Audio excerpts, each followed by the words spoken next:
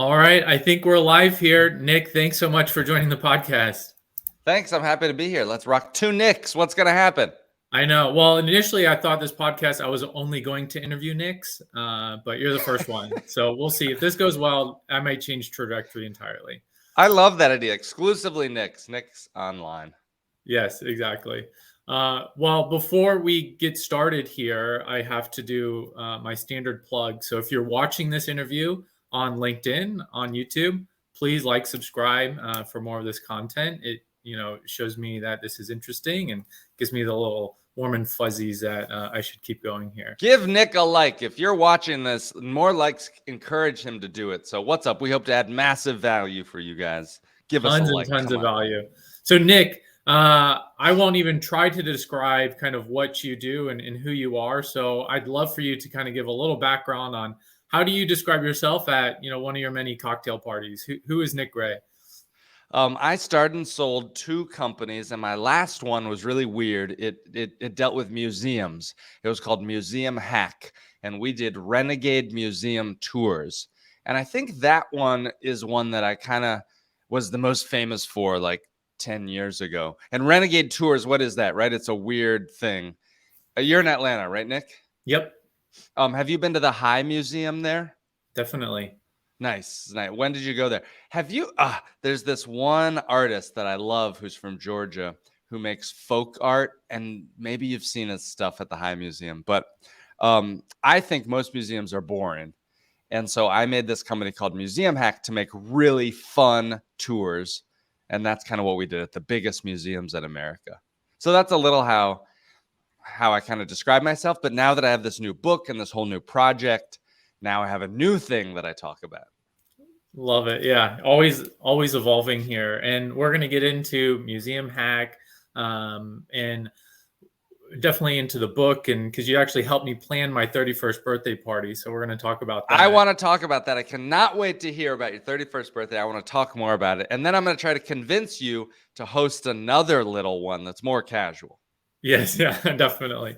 And so as we get started here, I'm very much in baby mode, and there's a song playing this morning, and I just thought, I was like, this is the perfect theme song for Nick, and it's the more we get together, the happier we'll be. And like it's a very simple song, and this guy Raffi sings it for toddlers, but that's all the lyrics for the song. And I was like, that's perfect for hosting parties and bringing people together. That might be my new theme song. I'm going to start listening to more kids' songs. Yeah, I'll send it to you. Yeah, give it to the nephew or something. How old are your kids again? Yeah, I have one baby boy who's 11 months here in a few days. So, 11 months. Wow, cool. Yeah, he's walking, he's pushing, he's getting some teeth. He's growing up. That's cool. Congratulations. Thank you. Dang, hold on. Are you going to host a birthday party for him? Oh, yeah. My wife's throwing that. I'm going to get her to read the book here. It's going to be space themed. You have – space theme's amazing. You have to hit the parents with name tags, 100%. Yes, definitely. Name tags are at every event now, no doubt. Okay, nice. Cool, man. Well, I'd love to kind of start off and talk about your career, because I think you have a very interesting background. Went to school at Wake Forest, you worked in the family business, and then started Museum Hack. So can you walk me a little bit through kind of that career progression? I think you hosted an improv session with Eugene Levy as well. So you might have some fun tidbits there. Yeah. So career progression, I was always doing business stuff and entrepreneurship. I started a web hosting company when I was probably 15 or 16 years old. And that was a big deal because this was 1996, way before a lot of people were on the internet. And I was making web pages, and I was getting paid handsomely for a wee teenager. And I started to create a web hosting company. And my first real business was that. It was a web hosting company where I got so lucky that if you searched on Yahoo for cheap web hosting, 3 words, my site, I didn't even know about search engine optimization. I just lucked out. And so my site for a period of time ranked the highest for cheap web hosting. And so then I got a bunch of clients, and that business helped me go to college. I got a nice scholarship at Wake Forest University. And in college, I tried to start a software company that was a massive failure, but it got a lot of press. It was a failure because we didn't make any money. Mm. But it was a success in that we had full-page articles in the Washington Post, USA Today, big written about it. But I tried to move to India to start a software company, which is ridiculous.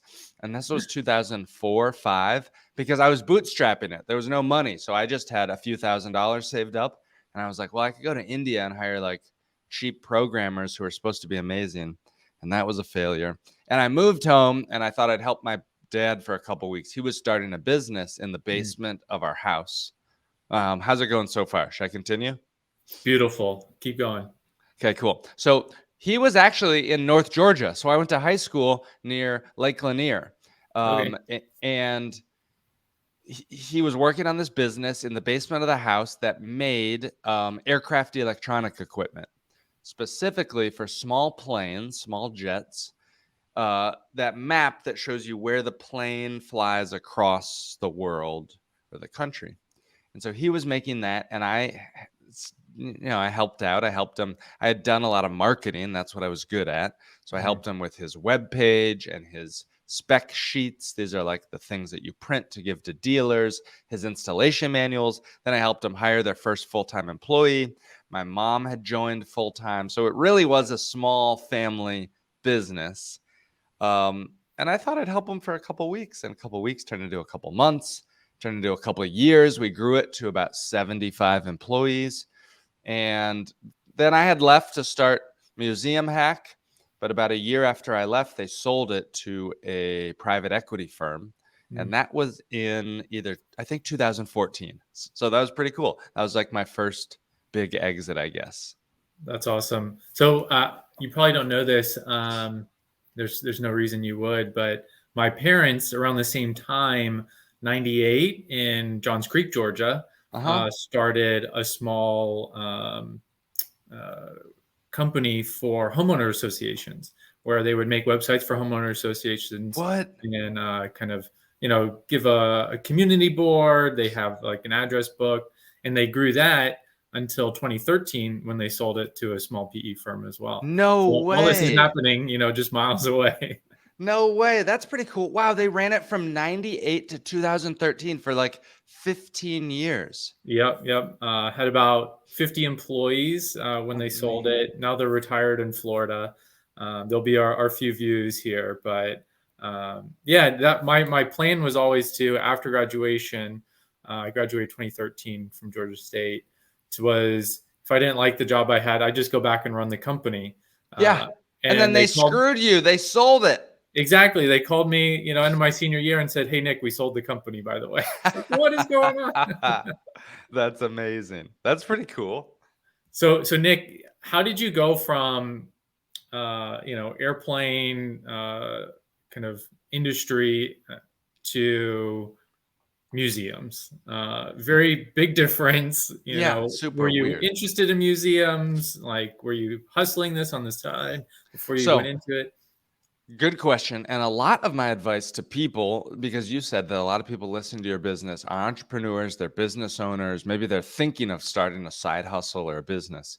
And I got to tell you, with Museum Hack, which I then grew to be a multi-million-dollar company with over 50 employees. I don't say that to brag, but just to like set up the scale, because a lot of people don't think that a museum business is anything but a hobby. What I can say is that I never thought that it would be a business. It was just a hobby, and it was a weird hobby. And I don't like museums. Like I said, I thought they're boring. I never took an art history class. But when I was doing all the stuff with the planes, the name of the business was Flight Display Systems. When I was doing everything with that, I did this museum thing on nights and weekends as a hobby to just get out and just to get off my computer and go have fun. So I started to go to the museum for fun, and I'd bring my friends there and I'd give them these free tours of just stuff that I had found. And they were not sophisticated tours. They were like 10 cool things I found and 3 things I want to steal. So that was sort of my experience. And I started to do it, and then a blog wrote about them, this blog called Daily Candy that was big back in like 2012 or whatever. And they said that my tours were the coolest thing to do in New York City. And literally overnight, 1,300 people sent me an email wanting to join on one of my tours. It literally just completely blew up. And then at that point, I was like, damn, I got to like make something out of this. So I started to get friends to help, and then eventually charge for the tours, and then eventually started to hire employees. And it was a long journey over many, many years. But can I tell the secret sauce of like how we made money? Please. So we started to charge for the tours, but really the average tourist is only going to pay $50 or $60 for a tour. But where we made our money was, we did that for a while and we were very well ranked. We were like top 10 on TripAdvisor, Yelp, all this stuff. But where we made money was selling it to businesses as team building experiences. Smart. And so that same $59 museum tour, when we packaged it with some lessons in leadership or stuff like that, we could now sell it for $159. And instead of selling 2 or 4 tickets for a family, now we're selling 10, 20, 30 tickets for an entire team. So that's where we really built into business. That's awesome. Went the enterprise sales route. Yeah. That's great. And I'm already starting to see a theme here, Nick, with your kind of business in college and museum hack, getting attention, getting eyeballs on kind of your endeavors here. For Daily Candy, did they reach out to you? Did you like kind of tweet at them? I don't even know if Twitter was big then. I didn't. But It's so funny that you asked. So the short answer is no, I didn't reach out to them. I actually didn't want anybody to write or talk about my tours. I was working on them sort of in secret for a long time. Same thing happened from your when parents. Well, I think that I worked in like the private jet world and it's very private. Okay. And I wasn't putting myself online. And so I was just trying to be kind of low key about this. And I wasn't trying like today, I live my life a lot more online. And I've lived my life a lot on, I've had a website since 96 or so. But anyhow, I didn't reach out to them. But I worked on this for like 1 or 2 years. A lot of people start a business and like from day one, they're like trying to market and promote it. And I really worked on mine for a good year or two, every single weekend, trying to become the best tour guide in the whole world. And so I just did that through like word of mouth. I wasn't trying to get any PR. Yeah, that's awesome. And why did you want to become the best tour guide? Like you were, in business and this was a hobby. I'm trying to figure out kind of where that comes from. I loved it. I loved, similar to now with my book where I'm trying to get 500 people to host a party and you're going to be one of them. Yeah. I just wanted to become the best. I just loved it. I had a lot of fun doing it. And I knew that there was something there, like I could see it. And I was like, I want to be the best. I love this place. I love the Metropolitan Museum of Art. And I was like, I want to be the best at this thing. And it was a goal for me. It was just a big goal.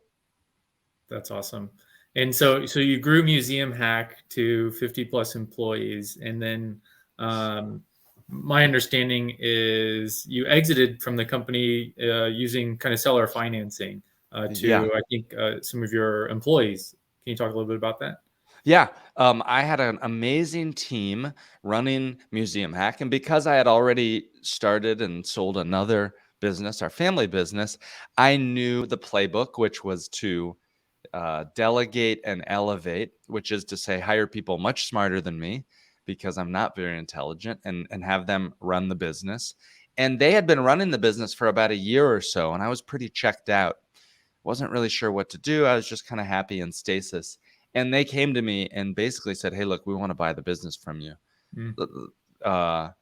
And the reality is that one, so with seller financing, they put zero money down and they basically made a promise to me. And they said, look, we're going to run the business. You're going to get 5 years worth of what you're making now.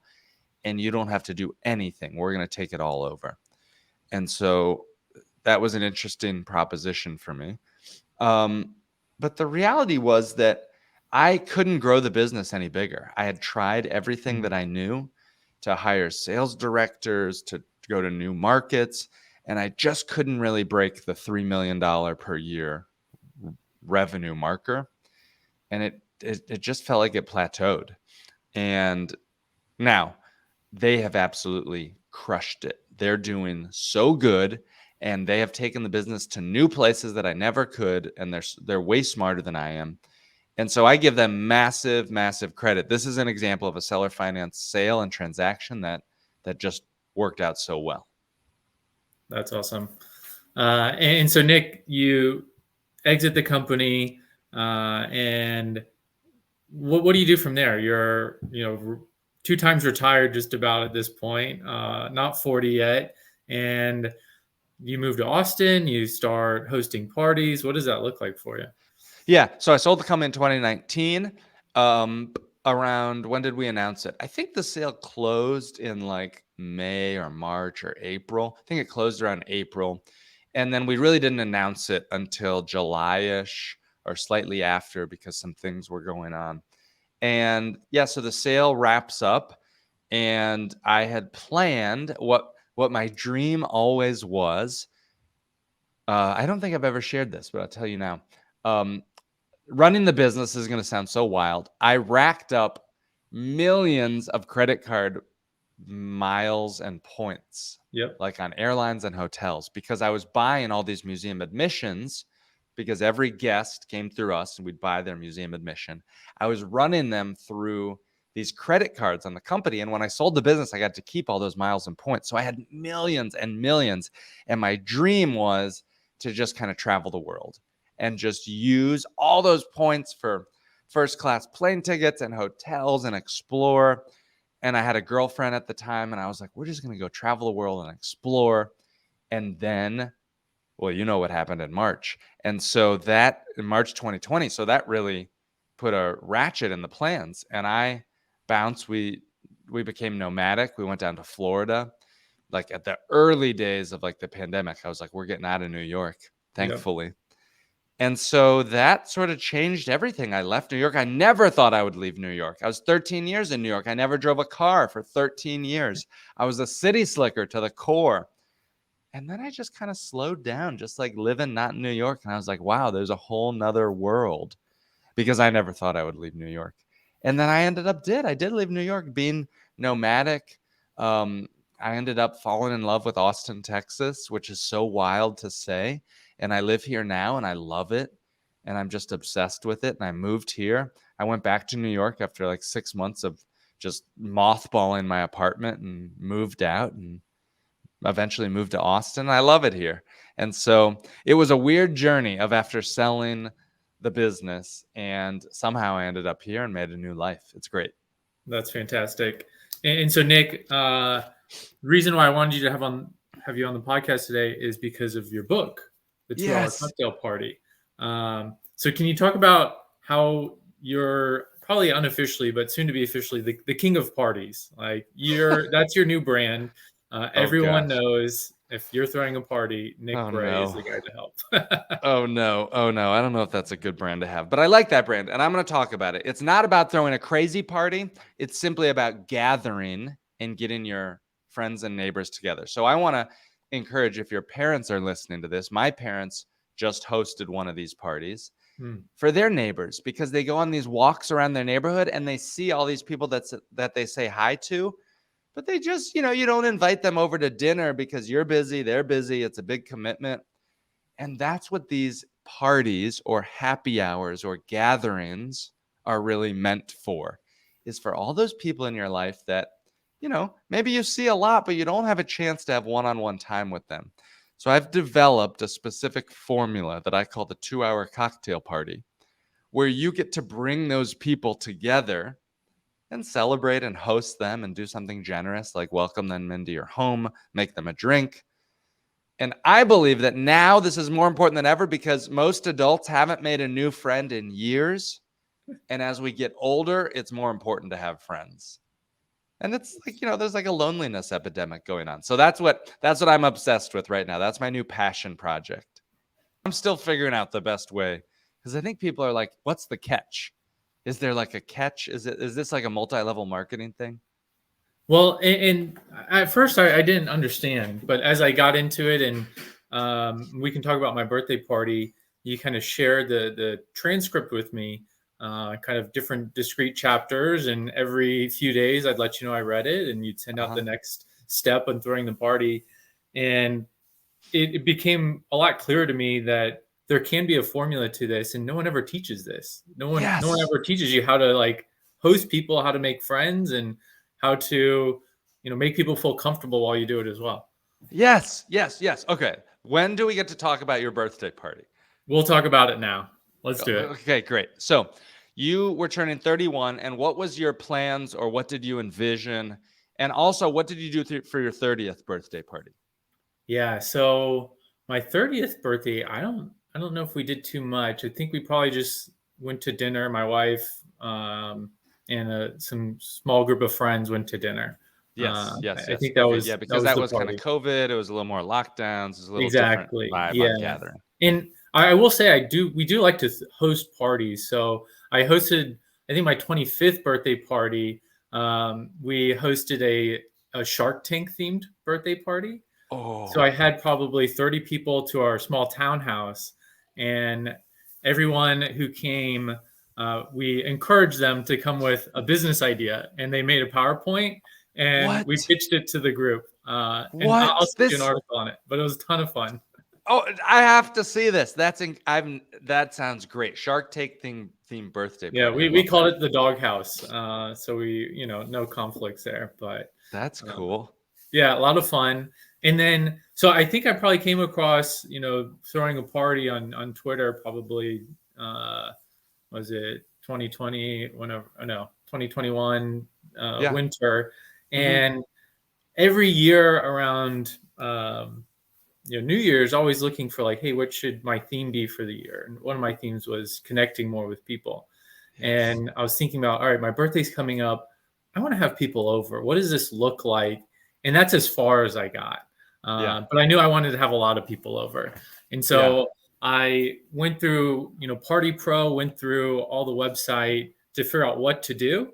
Yep. Found Mixily, which you recommend. We can talk about some of the tools you recommend for hosting a party, and Uh-huh. started sending out an invite. And I Uh-huh. quickly realized, oh wait, maybe I should ask for some help here on how to better structure this. So That's that's when I cool. reached out. That's pretty nice. When was your birthday? What date was it? Yeah, it was January 23rd. So it was a January winter 23rd. birthday. Had about probably 30 people over to the house Wow. outdoors, because it Yes. was still COVID-ish. Yep. And everyone wore name tags. Nice. Everyone really liked wearing name tags, which I found very encouraging.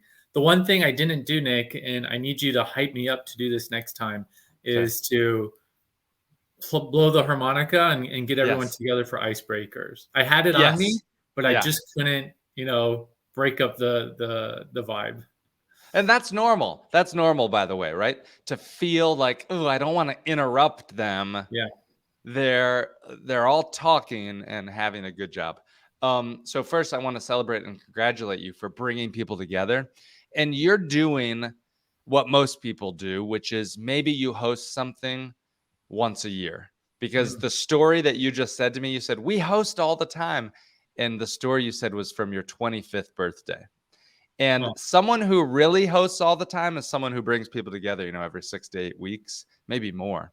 And so that's what I'd like to see for you. And that's what I'm going to encourage you. It may sound like a lot now, but I can tell you that when you always have your next event scheduled, you're going to go through life and it's going to snowball. Because anyone that you meet, you're just like, oh, my wife and I are hosting a little cocktail party. You should totally come. Left and right, you're going to be collecting all these cool people in your town, your community, your neighborhood through meeting people online, etc.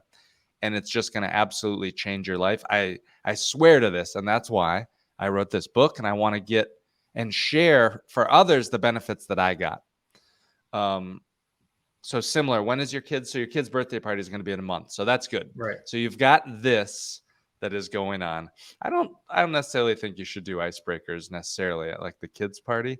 Yeah. Um, but I would love to see and think about how you guys think about doing this again. For your birthday party, you had 30 people. You did the name tags. Did you do the guest bios or the 3 reminder messages? I did. Yep. I did all that. We had Awesome. very high attendance for everyone who, RSVP'd. I think that was a big factor of it.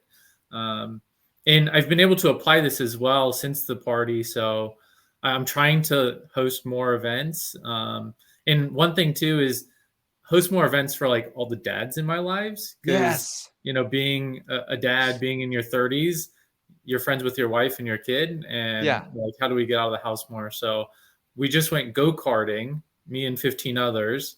Um, and that was, a little more involved, but I made everyone wear name tags. Dude, really? Yeah, yeah. And that'll be in my newsletter here.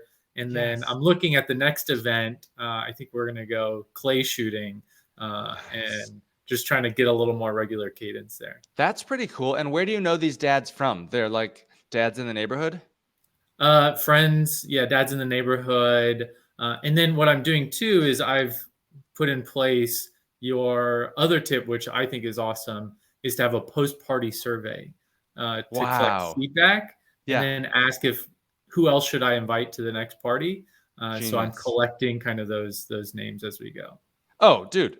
So you are doing it. This counts. You are doing it, and this is incredible. And you had the guys do name tags for the dads group. Did you do a round of icebreakers?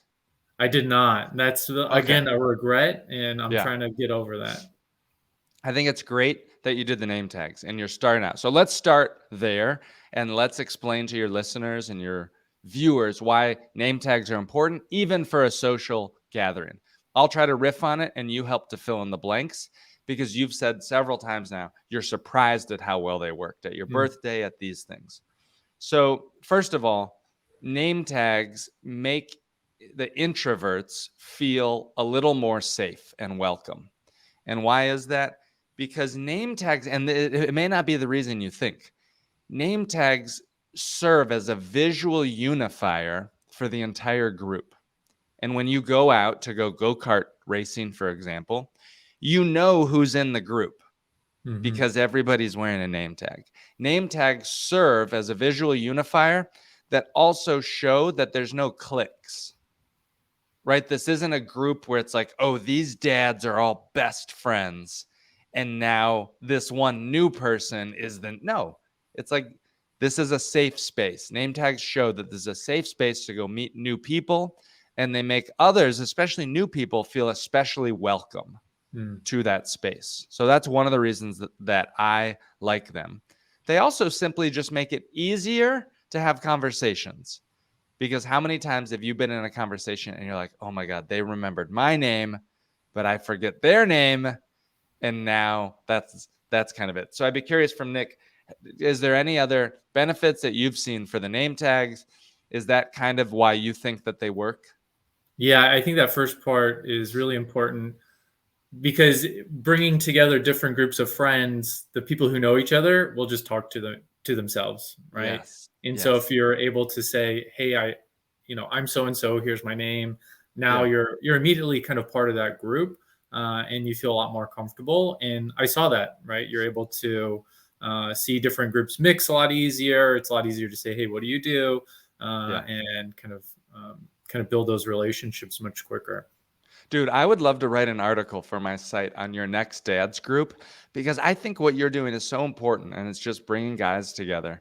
And many times we don't make friends as we get older. And so you're Yeah. doing something really special, which is really really cool. So, let's talk next. So, think about my formula for my parties. NICK, like my name, Nick. Think about the Nick party formula.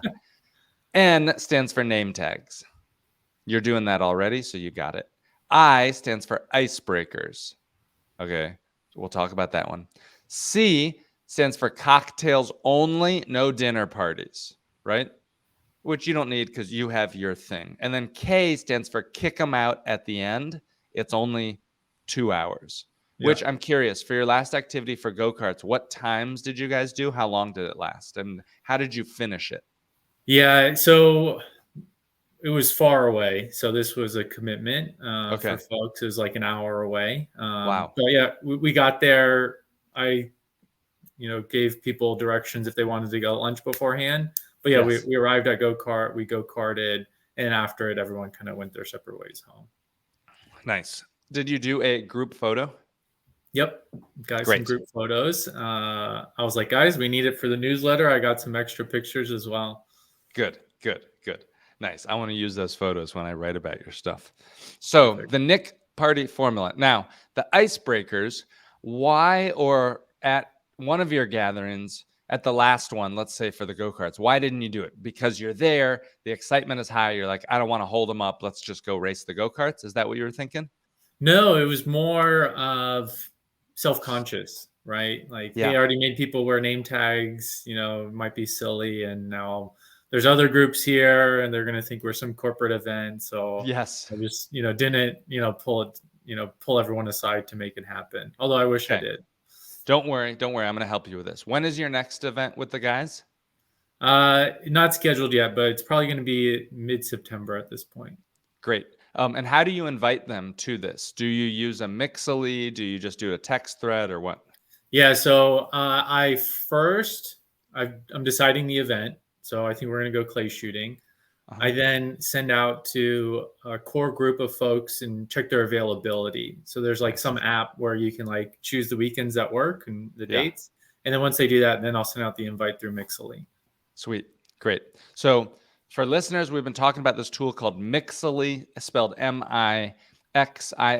It's a free tool, no affiliation, but there's no ads. It's like Evite or Paperless Post, and you can use whatever platform you want to collect invitations. I like Mixily because it's free and there's no ads and it's fast and it works on email.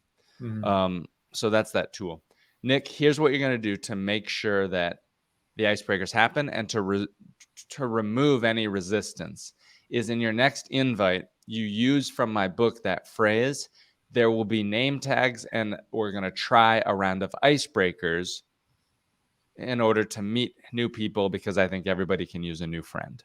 Yeah. When you include that in the invitation and the RSVP page, you will remove 95% of the resistance and you simply let people know what to expect. When you don't include the name tags and icebreakers and people show up and they're like, what? Like, what's going on? They don't know what's going on and yes, they may have a little bit of resistance. But I have found that simply including it in the invitation, in the RSVP, lets people know what your purpose is. What's the intention? Why are you doing the icebreaker? Well, because as we get older and we're dads, we're so busy with work and our family that it's hard to make new friends. And so I'm going to do this round of icebreakers to maybe encourage you to go say hi to somebody new, and maybe you'll end up making a new friend.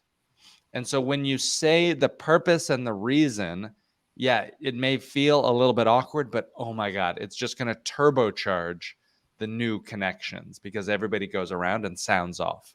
Now, what it is, can I continue? Please. What is an icebreaker?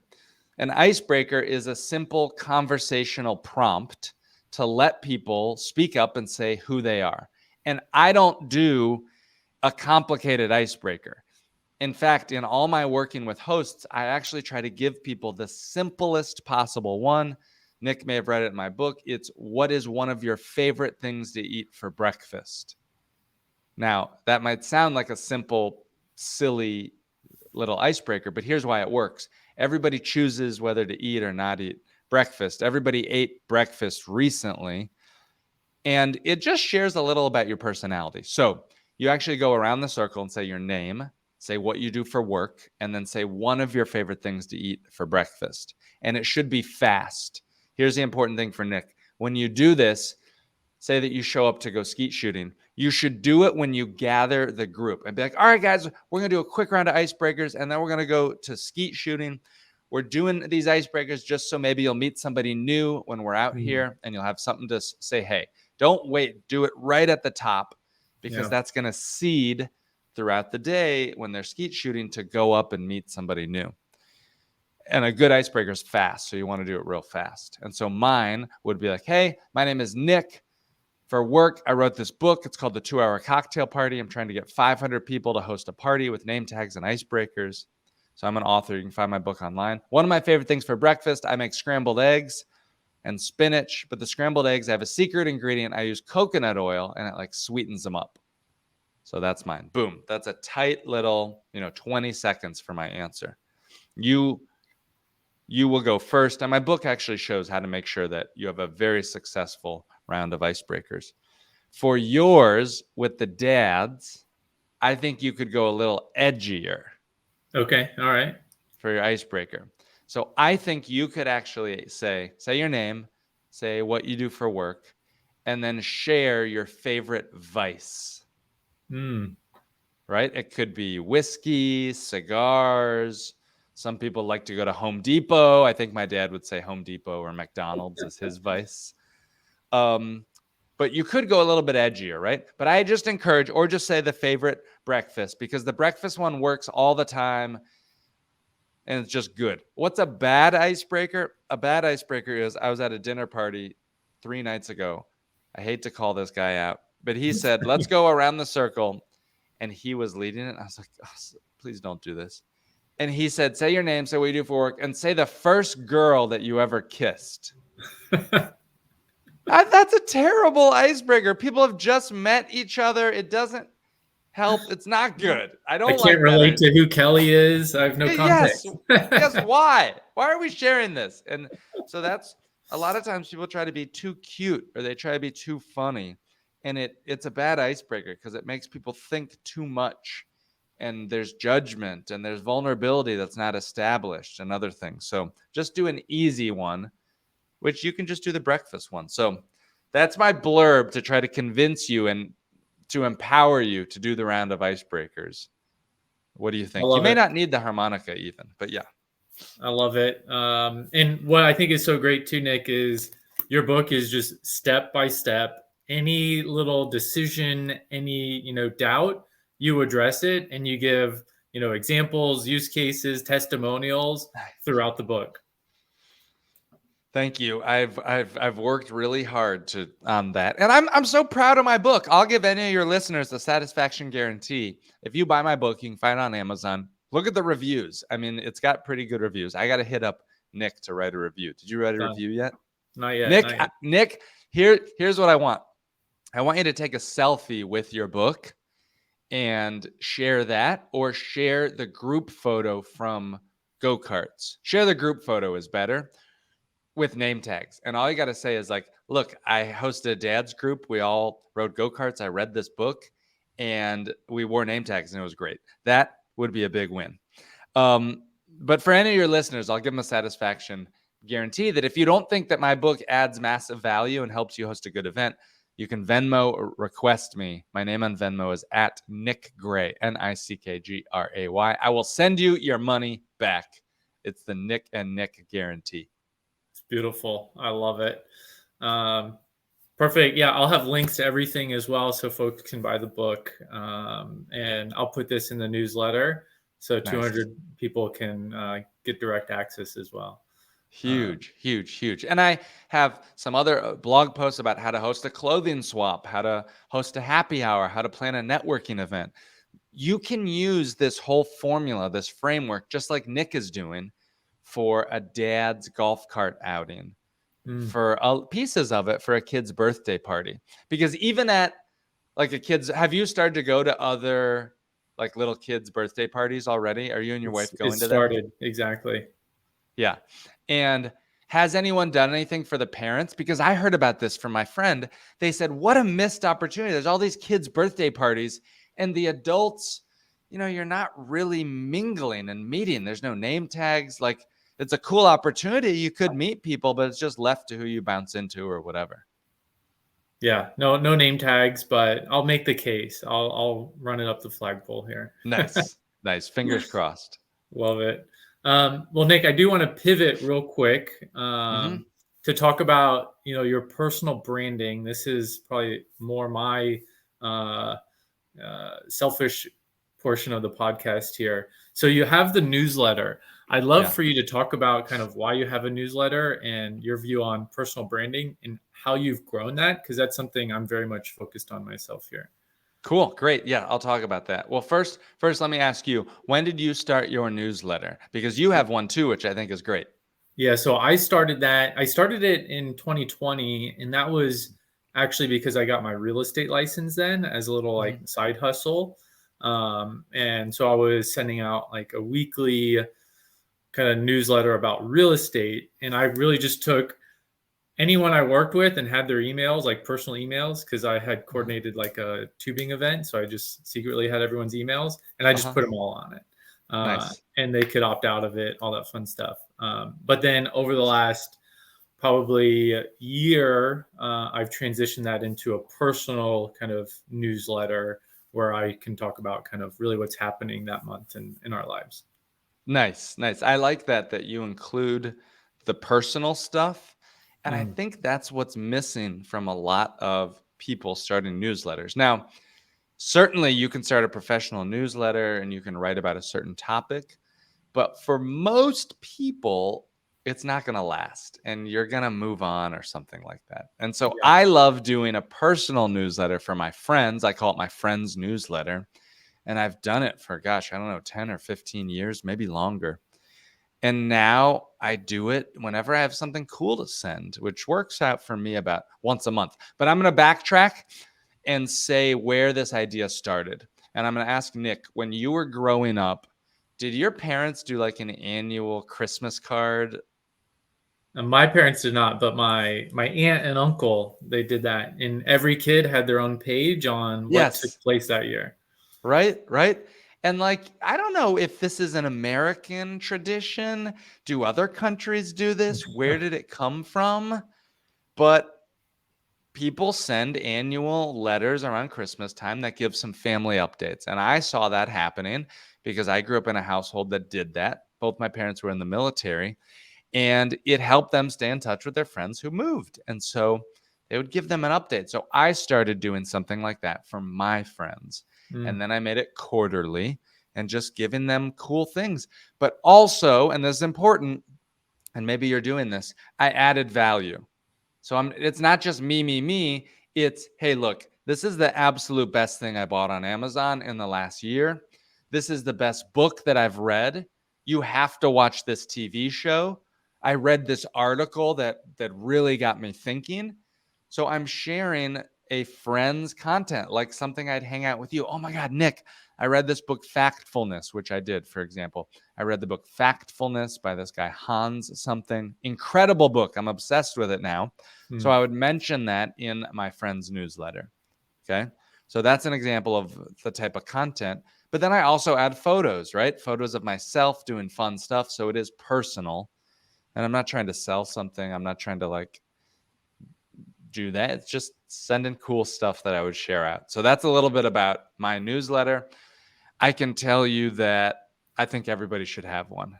Yeah. Yeah, I think so too. And I think there's a big opportunity for a lot of folks to build their personal brand and, not to sell stuff, but to kind of grow your network, which I think is a big focus for me right now is how do I grow my network? Because I want to open up more opportunities to do other interesting things, meet new interesting folks, and uh, put myself in a position where luck will find me, right? Because Yes. I've met so many people. Dude, and you said something incredible that you want to put yourself in a position where luck will find me and you want to grow your brand just so you can meet more people. And here's the thing. Here's why hosting parties. By the way, I hope you've added all the guys that came to go-kart into your newsletter. Yeah, yeah. As part of signing up, they get the newsletter. Great, great. Because as you start to host these events, which I really want you to plan one. I know you have the birthday party coming up and you have the skeet shooting thing, but I want you to try to plan just a simple, you don't even, if as a one-time exception, if you don't even want to do it 2 hours, you can do it an hour happy hour at the Fuller family. I think you could be really successful with this because otherwise what's going to happen is you're going to say, well, we have the birthday party coming up next month. We have skeet shooting. Well, I guess I'm going to wait until October to host my cocktail party. But I Right. don't think you should wait. You should try to do this because you can be hugely successful with this format that will just be huge. But it's a great way to add people sort of to your network because think about all the people that you meet and you just don't really see them and social media doesn't surface stuff. And so what if you had an easy way to stay in touch with them every 6 months or every quarter. Mm. Or in your case, as you do more cool stuff every month even, right? So I think the newsletter is really, it's nice and it's helpful. And everyone should think about, make your own annual newsletter. Send out some cool stuff. Yeah, I love that. Oh, fun fact. A good day to send it out is if you're thinking of starting your first friend's newsletter, plan to do it once a year. A good day to send it, this is so random, but it's Thanksgiving Day. Okay. Don't wait. Yeah. Don't wait till Christmas because Christmas is a lot of, but Thanksgiving Day, everybody's off work. It's a personal day, a family day, Thanksgiving. And you can send out a little note here. Look, I was just reflecting. Here's some of the things I'm thankful for. Here's what our family's been up to over the year. Hope you have a great Thanksgiving. It's a little hack that maybe a flag in the sand for your listeners to try it out. I love that. Perfect. All right. Well, let's get into some rapid fire here, Nick, and then we'll wrap up with a few more plugs here. So, Nick, I need to know what's going on in Austin because there's you're there. Sam Parr, Nathan Laka, the AppSumo guy, I forget his name. I think I saw you had lunch with Nick Huber, who, if I'll continue this trend and try to get him on the podcast, but Sweaty Startups came out and visited. So there's a lot of young guys, maybe mid 30s, early 40s. There's money. What's really the draw? Why is everyone kind of moving to Austin right now? There is a lot of people here. Noah Kagan, like you mentioned, Catherine Lavery from Best Self, Cody Sanchez, Neville Medora. There's a lot of people that are in Austin. I don't know. And maybe it's one of the reasons that I moved here was because there's more and more people that are moving to Austin. What do people like about it? First of all, Texas is business friendly. When I set up my LLC for my family office here in Texas, this is so random, but I got such a nice letter from the state Department of Business or whatever. It's like, welcome to Texas. We are so happy that you started a business here. And I didn't feel like business, like being an entrepreneur in New York City, at least, was super appreciated. I was paying hundreds of thousands of dollars in employment taxes and all these things. And I just didn't feel really appreciated for creating all these jobs there. I haven't created any jobs here in Texas per se yet, but I'm working on it. Why do people like being here in Texas? Why do I like it? I like the mix of outdoors. I like the nature and the activity. I love swimming in Barton Springs pool. I love the physical nature. There's a lot of people working out and physical fitness and yoga and group workouts and things like that. There's an amazing nightlife scene here for folks who are into that. I'm not, but they do like that, and stand-up comedy and all that stuff. It just seems to be a cool, hip city that's got a lot of people moving here. So I'm happy about that. And there's also a startup environment. There's a very business, startup, scrappy business vibe here. Yeah, that's very cool. You've mentioned a few times kind of your team. So I'll notice, scheduling this, I think you said, hey, someone will help find time on my calendar. When I add you on LinkedIn, someone messages back. Can you talk about the team behind NickGray and what does that look like and how did you find them?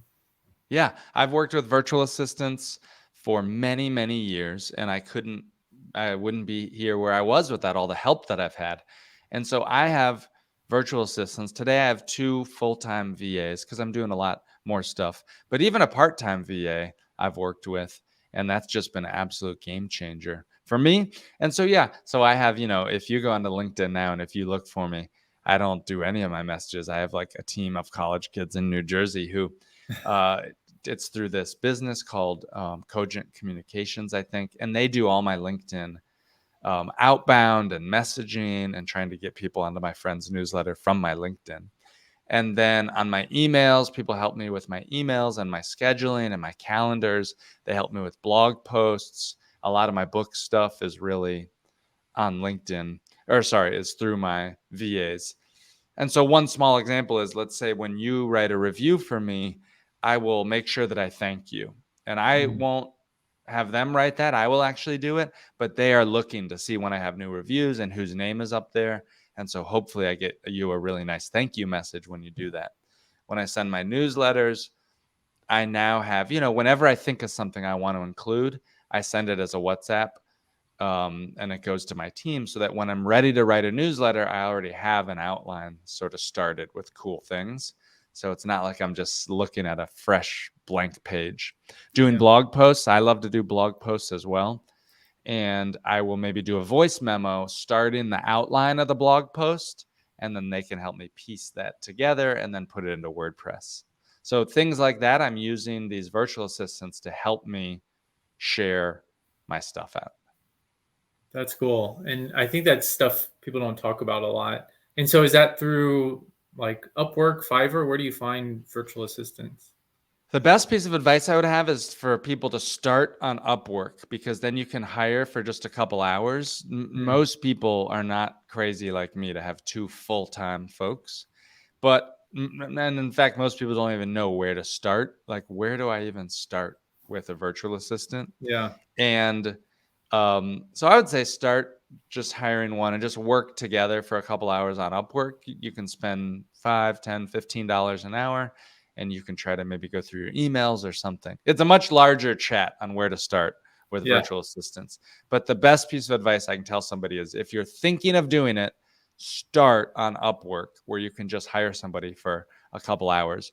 When you're ready, there's people like Marshall Haas who have businesses like Shepherd, and Shepherd Hmm. will help you hire a full-time virtual assistant, maybe in the Philippines, which costs around $1,000 a month. Or you can hire somebody here. There's businesses that have stay-at-home moms in America, and you can hire them to be your virtual assistants, which is great.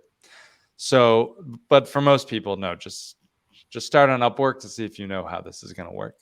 Yeah. No, super cool. And then last question here around the family office. What I find super interesting is on your family office site, you post all the investments that you make and when you Yeah. make them. Can you talk a little bit about kind of why you do that? Yes, and I need to update my page because I haven't updated it in many months. And all my asset allocations have totally changed with the huge Yeah, sure. sell-off in equities. So I started a family office. It's called TriPeak Holdings, TRIPEAK.com. And on that page, I list my asset allocation and numbers and a bit about some of my investments. Why do I do that? Because I'm always curious in talking with other investors to just get to the heart of it. What's your asset allocation? How do you think about investing? Where do you put your money? Um, and I find that the more that I can talk about those things, the more that it's safe, and the more that people talk about that, probably the better that we can all make smart investment decisions. The reality is that most people, probably myself included, should just be investing in index funds. Mm, Vanguard index funds are probably the best thing. And the more that we can talk about those things, the better, and the more knowledgeable we all can be. And I think, like, information lives in discussion and it kind of dies in secrecy. I love that. Awesome. Well, Nick, this has been an amazing chat. I really appreciate you talking here. Where can people find you? Where can they buy your book, the 2 hour cocktail party? The 2 hour cocktail party for Nick's parents. If you are listening, you gotta go and sign up for my friend's newsletter.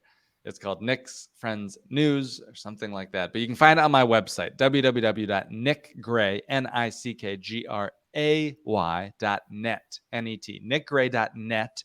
Go there to sign up for my friend's newsletter. And then you got to get my book. You got to learn to host a party for your friends, neighbors, your colleagues, because truly, just think about it. A 2 hour party in 2 hours, the same time it takes to watch a movie on Netflix, you could change your life, because we find out about the best new opportunities, not through our best friends, but through what people call your weak ties or your loose connections. And when you host an event, just like Nick is hosting skeet shooting or go-karting, you trust me, you're going to find out about the best opportunities in life, new businesses, new deals, new jobs, new opportunities through that extended network. And my book will show you exactly how. It's called The 2 Hour Cocktail Party.